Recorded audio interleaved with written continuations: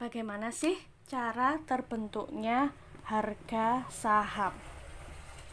Nah, yang saya bahas di sini adalah cara terbentuknya harga saham di saat dia baru rilis ya, baru IPO.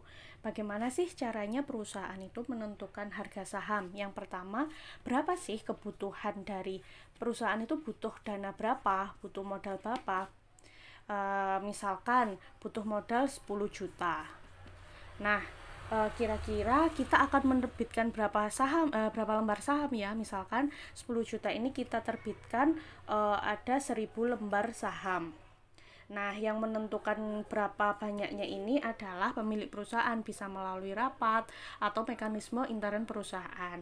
Nah, berarti jika kebutuhan dananya 10 juta dan akan diterbitkan 1000 lembar saham, maka harga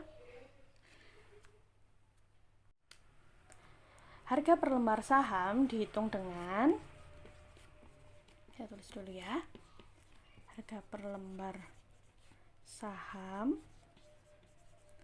adalah nilai kebutuhan dana dibagi jumlah lembar saham yang diterbitkan, maka harganya 10.000 per lembar saham. Nah, ini cara menentukan harga per lembar saham suatu perusahaan. Lalu, bagaimana terjadinya capital gain? Ada nggak sih capital gain yang tidak riba? Apa ada? Jawabannya ada. Bagaimana caranya? Nah, caranya adalah melalui mekanisme operasional. Nah, perusahaan kan setiap tahunnya pasti dapat laba. Nah, laba yang dibagi per lembar saham, laba per saham itu adalah disingkatnya earning per share, EPS. Nah, EPS ini jika tidak diambil atau disetorkan kembali, maka jumlah modal ditambah dividen yang tidak diambil menjadi jumlah modal baru.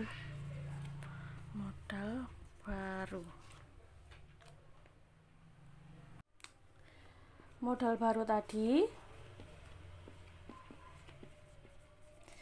adalah modal semula ditambah EPS.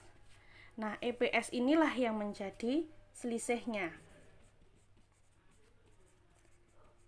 Jika akan terus diakumulasikan terus-menerus dari tahun ke tahun tidak diambil, jumlah yang ini yang akan bertambah banyak, sedangkan modalnya tetap.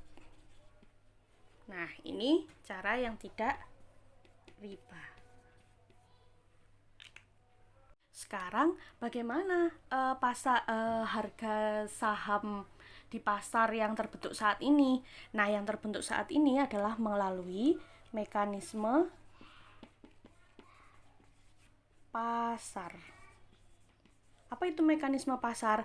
Mekanisme pasar adalah harga ditentukan dari penawaran dan permintaan. Kalau dalam dunia saham, ini namanya bid. Yang ini adalah nilai ask. Nilai sahamnya sudah tidak ditentukan lagi oleh berapa kebutuhan dana dari suatu perusahaan, tapi tergantung pada lebih banyak manakah, lebih banyak yang minta atau yang menawarkan. Kalau misalnya banyak yang minta, otomatis harga naik. Kalau banyak yang menawarkan, otomatis harga turun. Nah, selisih inilah yang biasanya dipakai oleh para pemain saham, yaitu capital gain.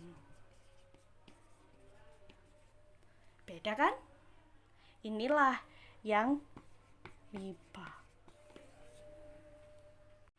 Ada yang masih belum paham ya, kenapa capital gain itu riba? Kan dia dari transaksi jual beli. Nah, jual beli apa dulu? Riba itu bisa terjadi karena jual beli barang ribawi.